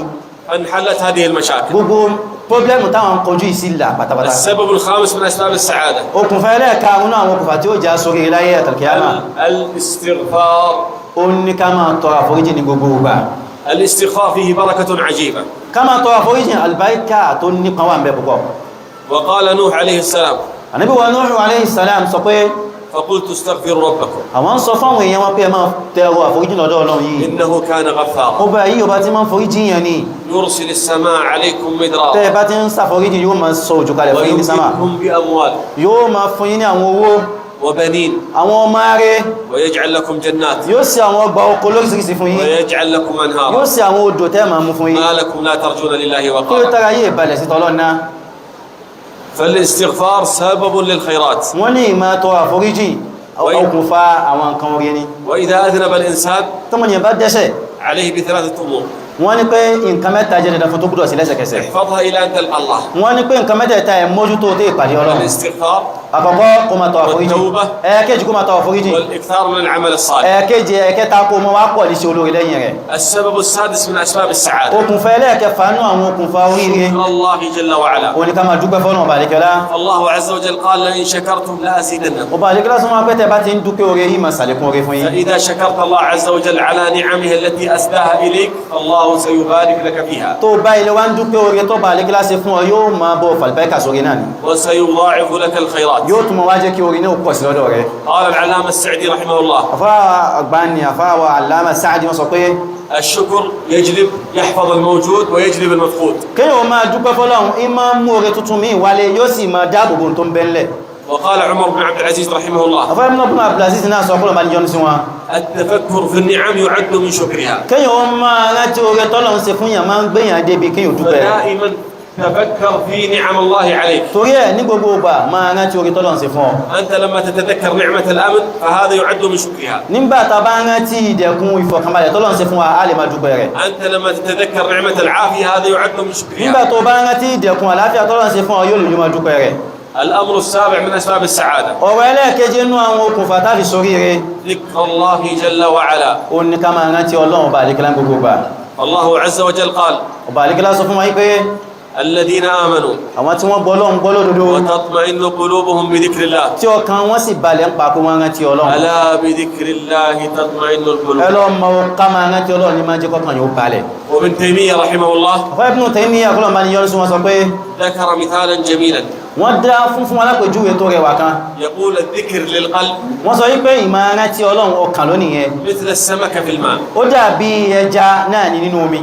إذا أدخلت السمكة في الماء ماذا تشعر هذه السمكة؟ tá a bá ju ẹja nínú omi bó lẹja wọn sì rí bó ló sì fi ستسبح yóò máa lúwẹ̀ lọ, وتستأنس yóò máa gbádùn bí tó wà, وتفرح. inú yóò máa dùn. وإذا أخرجت هذه السمكة من الماء àmọ́ tá a bá yọ ẹja ẹ̀kọ́ inú omi padà ما حال هذه السمكة؟ irú kọ̀ndíṣàn wo ni ó wà báwọn. ستضطرب، ara rẹ̀ ò ní balẹ̀ máa, ستخاف، yóò máa bẹ̀rù, وربما تموت. kódà ó lè kú. كذلك القلب مع الذكر. bẹ́ẹ̀ náà ni ọkàn ṣe rí síbi ìrántí ولا Ọlọ́run. تبتعد عن الذكر má jìnnà síbi ìrántí Ọlọ́run o, فهو راحة القلوب. òun ni ó jẹ́ kọ́kàn wa ó balẹ̀. قال الله ألا بذكر الله تطمئن القلوب. Ọlọ́run ní ẹ lọ mọ̀ pé ìrántí Ọlọ́run ní máa jẹ́ kọ́kàn ó balẹ̀. ومن أسباب السعادة nínú àwọn okùnfà tí ó jà sóríire الرضا بقضاء الله وقدره. òun ni ká máa yọ́nú sí kádàrá ń tọ́lọ̀ ń bá kọmọ wa. فحال الناس عند المصيبة condition táwọn èèyàn máa ń wá ńgbà tí àdánwò bá ṣẹlẹ̀ أن يكون جازعا، òun ni kí ó máa banújẹ́. وهذا محرم. wọ́n lè ta sọ yìí èèwọ̀ ni. الحالة الثانية أن يكون صابرا، ẹ̀ẹ̀kejì òun ni kó ṣe sùúrù. وهذا يجب بالإجماع. wọ́n ní pé eléyìí dandan ni pẹ̀lú àpapọ̀ náà wà fà. الحالة الثالثة أن يكون راضيا بما كتب الله. ẹlẹ́ẹ̀kẹta ni kó wá yọ́nú sí ń tọ́lọ̀ ń kọ fún. والحالة الرابعة وهي العليا شكر الله عز وجل. wọ́n ní pé condition ẹ̀kẹyìn òun ló ga jù òun kó tún wá dúpẹ́ fọ́lọ́run lórí àdánwò yẹn. وأخبر النبي صلى الله عليه وسلم Ànábì sallallahu alaihi wasallam sọ fún wa yìí pé أن ما أصابك gbogbo ń tó bá ilé ṣẹlẹ̀ sí ọ لم يكن ليخطئك، Ọlọ́run ò kọ pé kò ní ṣẹlẹ̀ sí ọ. وما أخطأك in tí ò bá ṣẹlẹ̀ sí ọ لم يكن ليصيبك. kò kọ pé yóò ṣẹlẹ̀ sí ọ ni. فينبغي على الإنسان أن يرضى بقضاء الله وقدره. torí ẹ̀ dandan ni ọmọnìyàn gbọ́dọ̀ máa dunú sí ń tọ́lọ̀ ń bá kọ máa wọ. ومن أسباب السعادة nínú tí máa ń fa tá a máa fi soríire الابتسامة، òun ni kéèyàn ó máa rẹ́rìn músẹ́. لأن فيها فوائد كبيرة. torí pé àwọn àǹfààní olówó ebi ẹni bẹ́ẹ̀ والمبتسم يستطيع أن يتحمل المشاق. wọ́n lẹ́yìn tí bá máa ń rẹ́rìn músẹ́ ó ní kápá àti lè mú àti tó bá lè mara. لماذا أبتسم؟ kí ló dé tí máa fi máa rẹ́rìn músẹ́. لأن النبي صلى الله عليه وسلم كان بساما محيا. torí pé Ànábì wa Muhammad sallallahu alaihi wasallam ní gbogbo ìgbà lójú rẹ̀ máa ń túká ti máa ń rẹ́rìn. يقول جرير بن عبد الله ما رآني النبي صلى الله عليه وسلم إلا وابتسم في وجهي. àwọn àjẹ́ ibn Abdullah sọ pé àwọn ọ̀gá Ànábì rí láyé àdúgbò sí pé àwọn sáà rí ẹ̀rìn músẹ́ lẹ́nu wọn. وأبتسم لأنها صدقة. máa rẹ́rìn músẹ́ nítorí pé sàárà ni. تبسمك في وجه أخيك صدقة. Ànábì ní gbogbo ìgbà tó bá ń rẹ́rìn sí ọmọ ìyá rẹ̀ wọ́n máa kọ ládàá sàárà lẹ̀ fún ọ. وأبتسم حتى أسعد من حولي. máa rẹ́rìn sódà tẹ́ tí ń bẹ̀lẹ́gbẹ̀ mi máa lè fi ìdùnnú sí lọ́kàn. لأن الابتسامة معدية. torí pé ìmá rẹ́rìn músẹ́ òun máa ń ràn máa yàn. فإذا رآك الإنسان وأنت مبتسم فهو سيبتسم. tó ẹnìkan bá rí ọ tó ń rẹ́rìn inú tiẹ̀ ní òdùn òun máa rẹ́rìn. والابتسامة تزيل الشحناء. kéèyàn ó máa rẹ́rìn músẹ́ máa ń mú ká máa bínú ẹni kó lọ́kàn ara wa. فإذا كانت بينك وبين الناس شحناء tí wàhálà ìdààmú kan bá ń bẹ láàrin wa àtẹnìkan عليك بأمرين: wọ́n ní nǹkan méjì kan ní kó lọ mójútó السلام والابتسامة، kó máa sálámà sí lọ́pọ̀lọpọ̀ bá kó sì máa rẹ́rìn tó bá ti rí وبعد ذلك ستزول الشحناء بإذن الله. pẹ̀lú gọ́lá lẹ́yìn ó rí pé tó jọ ń bẹ láàrin yí ọlọ́run mú kó lẹ́rọ ومن فوائد الابتسامة nínú àǹfààní tó ń bẹ ń bí ká máa rẹ́rìn músẹ́ أنها تنافي التكبر، ó ní pé ìmá ń tako ìmá gbéraga فكثير التبسم ẹni tí bá máa rẹ́rìn lọ́pọ̀lọpọ̀ bá هو من أبعد الناس عن التكبر. ó ní ẹni tàà sọ kó jìnà tẹ́fẹ́tẹ́fẹ́ jù sí ìmá gbéraga والابتسامة تريح القلب. kéyàn máa rẹ́rìn músẹ́ ìmá jẹ́ kọ́kàn yóò balẹ̀ يقول أبو الدرداء رضي الله عنه: Abu Darda kọ́lọ̀ bá ní yọ́nú sí wọn sọ pé إني لا أضحك àwọn a máa rẹ́rìn حتى يكون إجماما لقلبي. kó lè bá jà sí pé àwọn fẹ́ fi dùn sọ́kàn àwọn والعرب تمدح الرجل الذي يبتسم àwọn lágbọ́wá sì ni wọ́n a máa ròyìn èèyàn tó sì pé máa rẹ́rìn dáadáa وتعتبر ذلك دليلا على سعة صدره. wọ́n sì máa ń sọ pé ń ta bá rí tí ń rẹ́rìn ẹ̀rí inú táfùmọ̀ pé ọkàn rẹ̀ fẹ́ kìí kanra mọ́yàn والابتسامة ìmá rẹ́rìn músẹ́ tá ń sọ yìí من نعيم أهل الجنة. nínú dẹ̀kùn táwọn ará ìjànú fi máa gbádùn ló wà فاليوم الذين آمنوا من الكفار يضحكون. ọba àlékẹ́lá sọ pé tó bá di jọ́mdà kíámà àwọn tó bọ́ lọ́n gbọ́ wọ́n máa fi àwọn tí wọ́n kọtọ lọ́n sí ẹ̀yẹ والابتسامة مصيدة للقلوب. wọ́n ní pé ìmá rẹ́rìn músẹ́ okùnfà ní ta máa ń fi rí ọkàn àwọn èèyàn mú سفيان الثوري رحمه الله يقول: البشاشة مصيدة القلوب. àfáà Sufyan Thawri sọ pé ké ojú yóò túká òun ní bí tàkúté ta máa ń fi dẹ̀dẹ̀ ọkàn أيضا من أسباب السعادة، bákan náà nú àwọn okùnfà ta máa ń fi ṣoríire وهو السبب العاشر: òun náà ni okùnfà ẹlẹ́ẹ̀kẹwàá أن تسعى لإسعاد الناس. òun ni kó máa sojú kòkòrò bó ló sì máa jẹ́ káwọn míì ṣoríire lẹ́gbẹ̀ẹ́ rẹ̀ فالجزاء من جنس العمل. ẹ̀ṣẹ̀ tá a bá ṣe bó bá ṣe rí náà ni ẹ̀san rẹ̀ ó ṣe rí o فمن أسعد الناس ẹni tó bá ṣe pẹ́sẹ́ tí ń ṣe ni kó máa fi dùnú sọ́kàn àwọn èèyàn سيسعده الله عز وجل. ọlọ́run bàríkí ló máa jẹ́ kí dùnú dọ́kàn tiẹ̀ náà ومن أسباب السعادة nínú àwọn okùnfà tá máa fi ṣoríire البعد عن الحزن. òun ni ká máa jìnà sí ìmá banújẹ́ يقول ابن القيم رحمه الله: ọ̀fẹ́ Ibn Qayyim kọ́lọ̀ bá ní yọ́n sí wọn sọ pé أن الحزن ìmá banújẹ́ ń gbogbo ìgbà ما جاء في القرآن kò wà nínú Al-Qur'ani o إلا منفيا أو منهيا. àyàfi torí ilẹ̀ منفيا أو منهيا عنه. àyàfi kó ṣe pé ọba àlíkọ́lá ó kọ̀ fún wa káàgbọ́dọ̀ sí àbí ó sọ pé ká má ṣe الله عز وجل يقول: ọba àlíkọ́lá sọ fún wa pé ولا تهنوا ẹ má máa kọ́lẹ̀ ولا تحزنوا. ẹ sì gbọ́dọ̀ máa banújẹ́ الله يقول لكم ولا تحزنوا ọlọ́run sọ fún yín pé ẹ má máa banújẹ́ وأنتم الأعلون. pé pẹ̀lú ògo Ọlọ́run ẹ̀yin lẹ padà borí tẹ́ bá ilé gbọ́lọ́ gbọ́lódodo فدل القرآن Al-Qur'ani wa ń túmọ̀ sí على أن الحزن مذموم. pé ìmá banújẹ́ gbogbo ìgbà ìwà bàjẹ́ والإنسان يبتعد عنه قدر المستطاع. yóò ní àgbúdọ̀ jìnà sí bá ṣe ní kàpá sí وأيضا يدل على ذلك أن النبي صلى الله عليه وسلم كان يستعيذ بالله عز وجل من الحزن. bákan náà tí ń túmọ̀ rẹ̀ òun ní kánàbí ní gbogbo ìgbà ní máa ń fọlọ́run wá sọ́kó níbi ìbànújẹ́ ويذكر ابن القيم رحمه الله àfá Ibn Qayyim kọ́nà bá yẹn sún wọn sọ wípé أن الحزن dájọ́jù máa banújẹ́ يضعف القلب í máa ń jẹ́ kí ọkàn yóò kọ́lẹ̀ ويوهن العزيمة ó máa ń jẹ́ kí determination kó kéré lọ́dọ̀ ọmọnìyàn ويضر الإرادة. ó máa ń kó bá àdíọ́kàn ọmọnìyàn ويقول: wọ́n tún sọ pé ولا شيء kò sí nǹkan kankan ولا شيء kò sí nǹkan kankan ولا شيء àní ò sí nǹkan kankan sẹ́ أحب إلى الشيطان tí ṣètánù nífẹ̀ẹ́ sí jù من حزن المؤمن. ju kí mùmínì máa banújẹ́ gbogbo ìgbà lọ إنما النجوى من الشيطان torí pé ìmá sọ̀rọ̀ kẹ́lẹ́kẹ́lẹ́ láàrin wa àtọ̀ ṣètánì ti máa wá ليحزن الذين آمنوا. kó lè bá fi bá àwọn mùmínì nínú jẹ́ الشيطان حريص على إحزان الناس. torí ẹ̀ ṣètánì ó máa sojú kòkò àti bà àwọn èèyàn nú jẹ́ ثم قال: lẹ́yìn náà àfá Ibn Qayyim tó sọ pé والذي ينفعه ẹn tí ó bá ń jìnà sí ìbànújẹ́ أي الإنسان pé ọmọnìyàn أن يستقبل السير ويجد ويشمر ipé dandan ni ó gbọ́dọ̀ kásọ lápá kó múra sínì lórí tafẹ́ sọ yìí ويبذل جهده kó máa sapá gbogbo gbìyànjú rẹ̀ ويقول: وهذا نظير wọ́n sọ pé ìntà sọ yìí o من انقطع عن رفقته في السفر ó dàbí ẹn tí ó ń lọ ìrìn àjò tí gbogbo ohun tó fẹ́ lọ ìrìn àjò ti tán ma lọ فجلس في الطريق حزينا كئيبا يشاهد انقطاعه.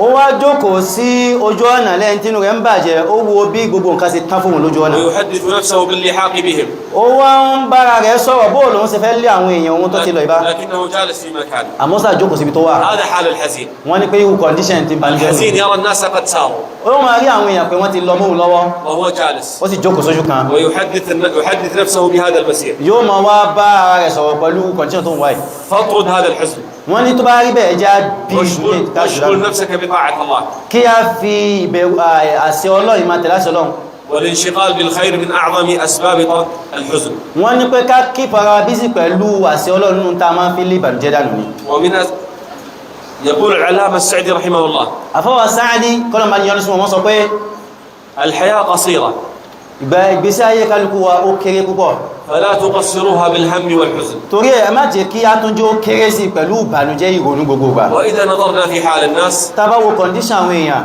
نجد أنهم يحزنون á rí báwọn èèyàn máa bànújẹ́ púpọ̀. والسبب يرجع إلى أمرين ìdí nǹkan méjìlá sọ kó bí لا ثالث لهما kò sí kẹta fún méjèèjì. وهذه فائدة عظيمة wọ́n náà fà ní ńlá lélẹ̀ yìí o احفظوها. ẹ jẹ́ á dìmú dáadáa. السبب الأول ìdí àkọ́kọ́ الحزن على الماضي. ó ní ká máa bànújẹ́ lórí tó ti bọ́ mọ́ wọn lọ́wọ́. السبب الثاني ìdí ẹlẹ́ẹ̀kejì الخوف من المستقبل. ó ní ká máa bẹ̀rù ọjọ́ iwájú tó ti dé. فجل الناس يخافون أو يحزنون بسبب هذين الأمرين. ọ̀pọ̀lọpọ̀ àwọn èèyàn wọ́n máa ń bẹ̀rù wọ́n máa ń bànújẹ́ torí méjì tá a sọ yìí ni. الماضي لا تلتفت إليه. in tó ti lọ wọ́n ní ẹja gbàgbé ẹ̀ ká máa rò mọ́.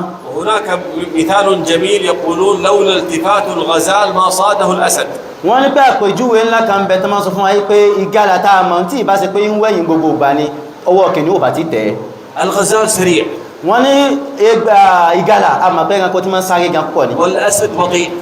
kìnìún òun máa ń yọ́ ní tó bá fẹ́ mú. لكن الغزال لما التفت àmọ́ ìgalà nígbà tó wẹ̀yìn wò خاف ẹ̀rù bà وحزن. ó bànújẹ́. فكان هذا الحزن عائقا بينه وبين الجري. torí ẹ̀ ìbànújẹ́ àti ìbẹ̀rù yẹn wá lọ kọdí láti sáré dáadáa bó ṣe kó sáré. فلا يستطيع الإسراع بسبب الخوف. kò wá lè sáré dáadáa mọ́ torí kó ti ń bẹ̀rù.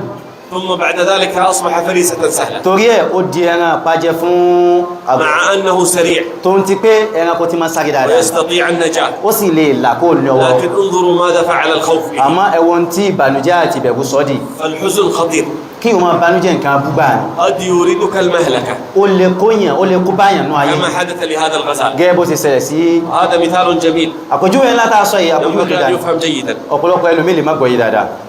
الماضي لا نلتفت إليه. wọ́n ní tó bá ti lọ ẹ má jà máa tún wò má اتفقنا sáà ti jọ gàgírísì ń tá a sọ yìí اتفقنا لا نلتفت إلى الماضي gbọ́n tó bá ti lọ tó ti bọ́ wa lọ ẹ má jà wẹ́yìn wò má مهما حصل wọ́n ní tó ṣẹlẹ̀ ti ṣẹlẹ̀ lọ ومهما كان. ẹgbọ́n torí ó jẹ́ الشيطان هو الذي يقول لك انظر إلى الخلف. ṣètán ni máa ń sọ fún wa pé ẹ̀wẹ̀yìn wo ولو أراد الإنسان أن يقود السيارة tí ọmọ ènìyàn bá fẹ́ wa mọ́tò وينظر إلى الخلف tó wá ń wẹ̀yìn gbogbo ìgbà ما حاله أثناء wọ́n القيادة؟ ní pé kí ni condition tó wà tó bá wa mọ́tò lọ ربما يموت. wọ́n ní pé ó súnmọ́ kó kú o من الذي قال له انظر إلى الخلف؟ kí ló ta ló sọ fún kó máa wẹ̀yìn الشيطان. èṣù ni o لذلك الماضي لا tلتفت إليه. torí n tó bá ti bọ́ máa lọ ẹ má jà wò má ماذا بقي عندنا؟ kí ló kù fún wa báhùn سبب واحد ó kù òkùnfà kan ṣoṣo الخوف من المستقبل. ó ní ká máa bẹ̀rù ọjọ́ iwájú وهذا هو الذي أتعب الناس. wọ́n ní eléyìí ló wá kó wàhálà bọ́ pọ̀lọpọ̀ àwọn èèyàn jù الناس يخافون من المستقبل àwọn èèyàn ń bẹ̀rù ọjọ́ ọ̀la ọjọ́ iwájú والمستقبل بيد من؟ ọjọ́ iwájú sì ní ọwọ́ ta ló wà أجيب بيد wọ́n من؟ ní ọjọ́ ta ló wẹ̀ já dáhùn بيد الله عز وجل. kó ọlọ́run ló wà الله جل وعلا هو الذي يرزق البهائم ọba àlékọ́lá ní ṣèjẹ̀mú fáwọn ẹranko ويرزق الطيور ó ń ṣèjẹ̀mú fáwọn ẹyẹ ويرزق الأسماك في جوف ó البحر. ń ṣèjẹ̀mú fáwọn ẹja nú omi فلا تظن أن الله عز وجل أن يرزقك. wọ́n wá òpin ọlọ́run ní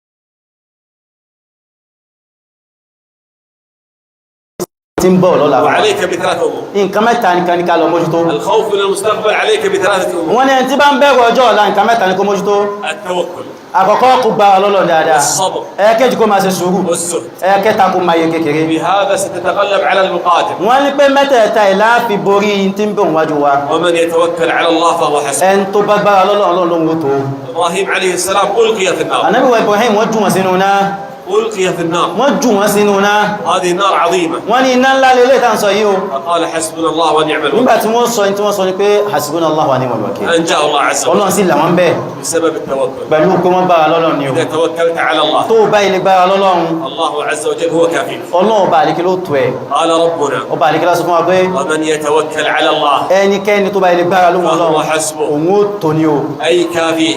òun ó tó ní sẹ́ أي كافيه. àlóhun ó tó ní أيضا الزهد في الدنيا. bẹ́ẹ̀kan náà ká máa yẹ kékeré lẹ́lẹ̀kẹta غالب الناس اليوم يحزنون على الدنيا. ọ̀pọ̀lọpọ̀ àwọn èèyàn máa ń bá ń jẹ́ nítorí ayé الدنيا حقيرة. ayé ò ní ìtumọ̀ kankan الدنيا ملعونة وملعونة ما فيها إلا ذكر الله وقوله. ayé ọlọ́run ti gbé sí pé gbogbo tí ń bẹ́mẹ̀ lọ́run gbé sí pé àfihàn tí ọlọ́run àti tó máa so máa الدنيا لا تساوي عند الله جناح بعوضة. ayé ò ní ìtumọ̀ lọ́dọ̀ ọlọ́run tó yẹ ẹ̀fọn kan ولو تأملت حال الناس وجدت أن أكثر حزنهم على الدنيا. tó wáyé tó bá rí pé ó rí pé ọ̀pọ̀lọpọ̀ àwọn tí wọ́n ń banújẹ́ dùnú ayé lórí ayé ni والزاهد في الدنيا لا يحزن ó rí pé tó bá máyé kékeré kò ní banújẹ́ rárá ثم عليك بالصبر lẹ́yìn náà ká máa wá ṣe sùúrù الصبر نعمة المطية sùúrù nǹkan rẹ̀ kan ní ta máa ń gún o ومن يتصبر يصبره الله Ànábì sọ pé ẹni tó bá ń la sùúrù bọ̀rùn Ọlọ́run sọ sùúrù rọrùn fún أيضا من أسباب السعادة nínú àwọn nǹkan okùnfà tá fi sórí rẹ̀ البعد عن الفتن ó ní ká máa jìnà sáwọn wàhálà قال النبي صلى الله عليه وسلم Ànábì sọ fún wa yí pé إن السعيد dájájú ẹni tó bá jó lórí rẹ̀ لمن جنب الفتن ó ní ẹni tọ́lọ ń bá lákó bí àwọn إن àdánwò السعيد لمن جنب الفتن ẹni tó bójó rí rẹ̀ tán lákó bí àwọn àdánwò إن السعيد لمن جنب الفتن à ń tán pẹ̀lú lórí rẹ̀ sẹ́ olè tán lákó bí àwọn àdánwò وكرر النبي صلى الله عليه وسلم ذلك ثلاثا Ànábì sọ̀rọ̀ tá a sọ ilé mẹ́ta ọ̀tọ̀ọ̀tọ̀ السعيد هو الذي يجنب الفتن ẹni tán pẹ̀lú lórí rẹ̀ tọ́lọ ń bá lákó bí wàhálà àdánwò ومن أسباب السعادة nínú àwọn okùnfà tá máa fi sórí rẹ̀ تقوى الله عز وجل ó ní ká máa bẹ̀rù Ọlọ́run bá àdìkẹ́lá ومن يتق الله ẹni tó bá ń bẹ̀rù Ọlọ́run يجعل له مخرجا Ọlọ́run ló wọ́n máa ṣe lànà fún gbogbo إذا ẹ̀ اتقيت الله عز tó وجل bá ilé bẹ̀rù في Ọlọ́run أفعالك وأقوالك gbogbo ọ̀rọ̀ agbóòsí rẹ̀ وسيرك إلى الله عز وجل ọba àdìkẹ́ ló máa lànà kiri fún الله عز وجل سيجعل لك مخرجا Ọlọ́run máa lànà fún ní gbogbo ibi tó bá ti كما dé جعل ليونس في بطن الحوت gẹ́gẹ́ bọ́lá ṣe lànà fún ẹbí Yunus nínú kun ẹja وكما جعل لإبراهيم في النار gẹ́gẹ́ bọ́lá ṣe lànà fún ẹbí Ibrahim nínú náà ومن يتق الله يجعل له gbogbo مخرجا ẹ̀ ń bá ilé ń bẹ̀rù Ọlọ́run ló lánàá ويرزقه من حيث لا يحتسب Ọlọ́run tún wá máa ṣe jẹ́ mú fún ibi tó ti ẹ̀kú pàápàá فتقوى الله سبب لكل خير ìmá bẹ̀rù Ọlọ́run okùnfà gbogbo orin ni o وكانت محاضرة للشيخ ابن باز رحمه الله عنوان هذه المحاضرة التقوى سبب لكل فلاح wọ́n ní pé àfọ́ wa Ibn Qayyim wọ́n ní muhadara ńlá kan tí wọ́n ṣe ابن باز àfọ́ Ibn Baz wọ́n ní muhadara ńlá kan tí wọ́n ṣe àkọlé rẹ̀ ni pé ìbẹ̀rù Ọlọ́run okùnfà gbogbo orin ni حتى أن بعض السلف قال débi pé àkànpá kan náà àwọn afájọ ti lọ sọ لو pé أطبق الله السماوات على الأرض tọ́lọ́run bá jan sánmà àti ilẹ̀ papọ̀ mọ́ra wọn لجعل فتحات لأهل التقوى tọ́lọ́run ó ṣe ọ̀nà àbáyọ fún gbogbo àwọn tó máa ń bẹ̀rù Ọlọ́run يخرجون من هذا tí wọ́n gbà jáde kó ń bẹ̀ ومن أسباب السعادة nínú àwọn okùnfà tá máa ń fi sóríire وهو السبب الأخير òun náà ni okùnfà àgbẹ̀yìn tá a mẹ́ṣẹ̀ سامحوني أكثرت عليكم الكلام wọ́n ní pé ẹ̀yọ̀ǹda fáwọn àwọn àti jẹ́ ọ̀rọ̀ táwọn sọ pọ̀ gan لكن أنا أحبكم wọ́n ní àmọ́ àwọn nífẹ̀ẹ́ yí púpọ̀ ni o وأذكر لكم هذه الأسباب wọ́n láwọn sọ àwọn àsìbáàbù tá à ń sọ yìí fún wa التي أخذت من كتاب الله ومن سنة رسول الله àwọn okùnfà tó ṣe pé nínú Qur'an àti nínú súnà Nábì náà ti mú jáde هذه الأسباب هي التي توصلك إلى السعادة wọ́n náwọn okùnfà yìí ni ó jẹ́ ká di olóríire بخلاف ما ذكرناه في بداية المحاضرة yàtọ̀ sí ń tá a kọ́kọ́ sọ nípìlẹ̀ من الأسباب أسباب السعادة القناعة nínú àwọn nǹkan tó máa ń fa tá máa fi sóríire ní ká láyọ̀ ọkàn النبي صلى الله عليه وسلم يعلمنا القناعة Ànábì sallallahu alaihi wasallam kọ́ wa bó láti ní ayọ̀ ọkàn قال عليه الصلاة والسلام Ànábì sallallahu alaihi wasallam sọ fún wa yí pé من أصبح منكم آمنا في سربه ẹ ń bá ilé jí nínú yí tọ́kàn rẹ̀ balẹ̀ nínú ilé rẹ̀ معافى في جسده tí Ọlọ́run fún lálàáfíà lára rẹ̀ عنده قوت يومه oúnjẹ tí ó jẹ lọ́jọ́ yẹn sì ń bẹ lọ́dọ̀ rẹ̀ فكأنما حيزت له الدنيا بحذافيرها bí ẹni pé gbogbo ọlá ayé pátápátá ni wọ́n kójọ sí lọ́dọ̀ nìyẹn أمن ẹ وصحة ìwọ ọkàn balẹ̀ وقوت ليوم واحد فقط àlàáfíà àti oúnjẹ ọjọ́ kan tó jẹ pẹ́rẹ́ يقول لقد حيزت له الدنيا tó bá ti ní gbogbo ẹ̀bẹ́ ni pé gbogbo ọrọ̀ ayé náà kó fún ọ وانظروا nìyẹn في البلاد التي حصلت فيها الفتن wọ́n ní ẹjá lọ wo gbogbo àwọn ìlú tó gun tí wàhálà ti ń ṣẹlẹ̀ كيف حياتهم bóò ni wọ́n ṣe ń lùgbèsè ayé عليك بالقناعة wọ́n ní pé ẹjá láyọ̀ kan tọ́lọ́ bá ṣe fún wọn القناعة كنز لا يفنى wọ́n ní pé ọyọ̀ ọkàn ọlá kan ní tí ò lè tàn láíláí وحتى ترتاح وتقنع wọ́n ní tó bá fẹ́ kọ́kàn yóò balẹ̀ tó fẹ́ láyọ̀ ọkàn عليك بوصية النبي صلى الله عليه وسلم wọ́n ní pé àsọ́lẹ̀ ànábì wa Muhammad sallallahu alaihi wasallam ní ká lọ mójútó انظروا إلى من هو أسفل منكم ànábì ní ẹ máa wo ẹni tó bá kéré sí yí ولا تنظروا إلى من هو ẹ má فوقكم máa wo ẹni tó bá jù yí lọ́nà ọrọ̀ ayé لماذا؟ torí kí ni قال النبي صلى الله عليه وسلم فهو أجدر ألا تزدروا نعمة الله عليكم ànábì ní ìyẹn ni ò ní jẹ́ kó lè máa fojú kéré orí tọ́lọ̀ sí fún wọn náà يقول العلامة الأمين الشنقيطي رحمه الله àfọwọ́ Aminu Shinqiti kọ́lọ̀ máa ní yọ́nú sí wọn sọ pé يقول أتيت من شنقيط ومعي كنز wọ́n ní àwọn wá láti Shinqiti láti ìlú àwọn tí pẹpẹ ọ̀rọ̀ kan sì ń bẹ lọ́wọ́ àwọn فقيل له ما هذا الكنز؟ wọ́n bí wọ́n lè pè kí ni ọlá tẹ́sọ kó níbọ̀ lọ́wọ́ yìí قال القناعة wọ́n ní òun náà ní kí yóò láyọ̀ ọkàn ní o فالخلاصة wọ́n ní àkótán ọ̀rọ̀ خلاصة هذه الأسباب wọ́n ní àkótán gbogbo àwọn okùnfà tá ń ká látàárọ̀ yìí افهموا هذه الخلاصة wọ́n ní ẹjá gbọ́ àkótán ìdáadáa o الشقاء يكون بضعف العلاقة مع الله عز وجل wọ́n ní pé orí ibú in tí máa ń bí òun ni kí ìjọsìpọ̀ láàrin èèyàn àtọ́lọ́run kó lẹ والسعادة الحقيقية بالقرب من الله عز وجل àmọ́ oríire pàápàá gangan òun ni níbi ká máa súnmọ́ Ọlọ́run خلاصة المحاضرة wọ́n ní pé kókó gbogbo tàn sí látàárọ̀ بماذا تكون السعادة؟ kí ló dé tí tó kí ló sọ́dọ̀ lórí rẹ̀ بالقرب من الله pẹ̀lú kó máa súnmọ́ Ọlọ́run بالقرب من الله pẹ̀lú ká máa súnmọ́ Ọlọ́run ni o الخلاصة احفظوا الخلاصة جيدا wọ́n ní pé kókó ọ̀rọ̀ táwọn sọ látàwọ̀ ẹ̀jẹ̀ àgbọ̀ yìí dáadáa o بقدر ما تكون قريب من الله bá a bá ṣe súnmọ́ Ọlọ́run bá lékelá tó بقدر ما تكون سعادتك bẹ́ẹ̀ náà ni oríire wó ṣe tó أسأل الله أن يجعلنا وإياكم من السعداء abẹ́lọ́run kọ́lọ́n sàwà àtẹ̀yìnú àwọn olóríire أنا سعيد بهذا اللقاء wọ́n nínú àwọn dùn púpọ̀ fún àkójọpọ̀ yìí وسعيد برؤيتك inú àwọn dùn páwọn sí ń rí wa yìí سنوات ولم آتي إلى هذا المكان wọ́n ní ẹ̀mọye ọdún sẹ́yìn àwọn ò tí wà síbí yìí منذ 3 سنوات láti bí ọdún mẹ́ta sẹ́yìn àwọn ti wá bí káyìn وأنا أشعر بندم شديد wọ́n ní ó jẹ́ nǹkan wọn lára púpọ̀ أنني تأخرت عليكم wípé àwọn ò tètè wá sọ́dọ̀ wa لكن بإذن الله lن انقطع عنكم àmọ́ pẹ̀lú ògo Ọlọ́run wọ́n ní ní gbogbo ìgbà làwọn máa wá báyìí وسنزوركم دائما وأبدا wọ́n ní ní gbogbo ìgbà táyé parí làwọn máa débi pẹ̀lú ògo وأسأل Ọlọ́run الله عز وجل أن يجعل هذه الوجوه من الوجوه الطيبة المباركة wọ́n náà wọ́n bẹ lọ́run kọ́lọ́n sí gbogbo àwọn tá a jókòó inú àwọn alálùbáríkà التي تسعد في الدنيا inú àwọn tí ó sọ ire láyé تكون من في جنات النعيم tọ́lọ́ káwà inú àwọn tí wà lálẹ́ náà alápàlẹ́ أسأل الله أن يغفر للمسلمين والمسلمات àwọn bẹ lọ́run kọ́lọ́n forí ju gbogbo mùsùlùmí lọ́kùnrin lóbìnrin والمؤمنين fún والمؤمنات àwọn mùmìnì lọ́kùnrin lóbìnrin الأحياء منهم والأموات àwọn tán bẹ láyé inú àtàwọn tẹ̀sí kú أسأل الله أن يوفقنا وإياكم لخير الدنيا والآخرة àbẹ̀ lọ́run kọ́lọ́n fún wa ṣe kòǹgẹ́ orí ayé tàlkìyàmà اللهم إنا نسألك الهدى والتقى والعفاف والغنى ọlọ́run àbẹ̀ ọwá fọ́nà ma wá fún wa nípa ìbẹ̀rù Ọlọ́run اللهم إنا نسألك الجنة ọlọ́run à ń bẹ̀ ọkọ̀ fúwásà jẹ́nà اللهم إنا نسألك الجنة ọlọ́run à ń bẹ̀ ọkọ̀ fúwásà jẹ́nà اللهم نسألك الجنة ọlọ́run à ń bẹ̀ ọkọ̀ fúwásà jẹ́nà اللهم نعوذ بك من النار ọlọ́run à ń bẹ̀ ọkọ̀ làwọn bí náà اللهم نعوذ بك من النار ọlọ́run à ń bẹ̀ ọwá làwọn bí náà اللهم احفظ نيجيريا بحفظك ọlọ́run dákun wá fi ìṣọ́ rẹ̀ ṣọ́ Nàìjíríà اللهم اجعلها دار أيمان أمن وإيمان ọlọ́run dákun wá sí Nàìjíríà ní ìlú ìfọkànbalẹ̀ ìlú imani اللهم وفق حاكم نيجيريا إلى خير الدنيا والآخرة ọlọ́run bá ní fi ọ̀nà máa ń tí ń darí wa lọ síbi orí ayé tàlkìyàmà اللهم ارزقه البطانة الصالحة ọlọ́run dákun bá ní fi wọ́n bá ní kọ́ wọn ṣe bá ní kọ́ wọn máa ṣe من عقيدتنا عقيدة السنة والجماعة الدعاء لولاة الأمور ọlọ́run dákun gbogbo àwọn tí wọ́n pèpè sí ojú ọ̀nà súnnà Ànábì ọlọ́run bá ní ràn wọ́n lọ́wọ́ وهذه من الأمور المهمة wọ́n ní pé ń tà sọ inú àwọn nǹkan tó pàtàkì pọ̀ ní لأن الحاكم يتولى أمور عظيمة torí pé ń tí bá ń darí ìlú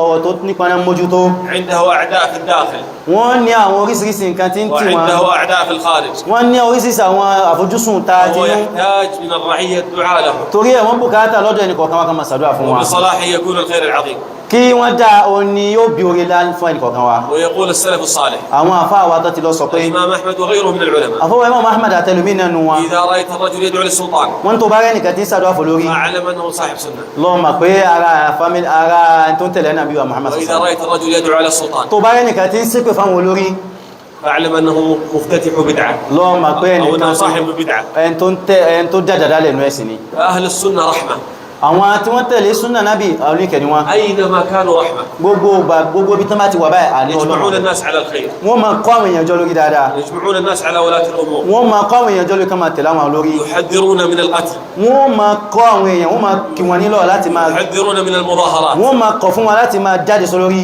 يحذرون من الخروج على ولي الأمر wọ́n máa kìlọ̀ fún wọn láti máa takò àwọn olórí ليس من أجل الدنيا kìí ṣe ń torí pé wọ́n ní ẹ̀dì ayé o بل استجابة لأمر ربنا bí ìbá ṣe ń torí pé wọ́n tẹ̀lé àṣẹ وسيرا Ọlọ́run على سنة نبينا صلى الله عليه وسلم wọ́n sì ń tẹ̀lé ojú pọ́nà Ànábì Muhammad وسيرا على نهج السلف الصالح wọ́n sì ń tẹ̀lé àwọn afáàrí tán ti ṣáájú wa lọ بهذه الأمور تطيب الحياة wọ́n ní pẹ̀lú tá à ń sọ ìhò ni ayé ò fi dára gbé o أسأل الله أن يوفقنا وإياكم لمرضاته abẹ́ náà balẹ̀ kọlá kọ́lọ̀ dákun fún wa ṣe kòǹgẹ́ tí ó dùn wà ní tó ونراكم إن شاء الله بلقاء آخر wọ́n ní pẹ̀lú ògo Ọlọ́run átùmù pàdé lẹ́ẹ̀kan sí بإذن الله pẹ̀lú ògo Ọlọ́run إن مد الله في العمر wọ́n ní tọ́lọ́run bá jẹ́ kẹ́mi ó gbòòrò rí dáadáa وأنا حزين أن المحاضرة قد انتهت wọ́n ní kó dùn àwọn pé ibi báyìí ni a parí ẹ̀kọ́ náà sí لكن المهم أن تبقى المحبة مستمرة في قلوبنا wọ́n ní pé a máa tó pàjàkù jù ní pé kí ìfẹ́ àti àánú Ọlọ́run kó wà pẹ̀lú ẹnì kọ̀ọ̀kan gbogbo wa. المحبة في الله من النعيم المعجل wọ́n ní ká máa nífẹ̀ẹ́ wa ara wa nítorí Ọlọ́run nínú àwọn àdẹ̀kùn tọ́lọ́run tọ̀kọ́ fún wa láyé ká tó kú ni الناس يحبون بعضهم من أجل الدنيا àwọn èèyàn máa nífẹ̀ẹ́ ara wa nítorí ayé وأن تحب إخوانك من أجل الدين àmọ́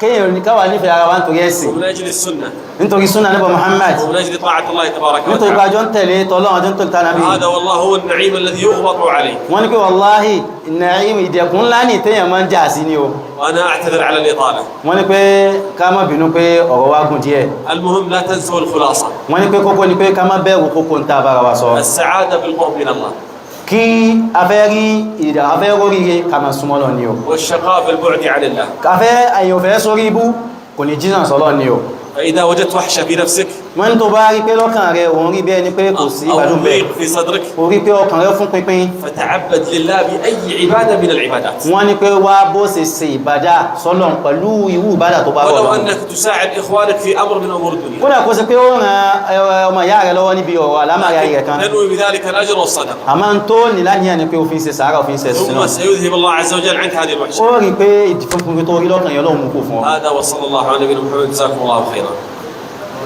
جزاك الله خيرا يا شيخ. أحسن الله إليك. بارك الله فيك يا شيخ. أكرمكم الله. تعبناك معنا. حياكم الله. جزاك الله.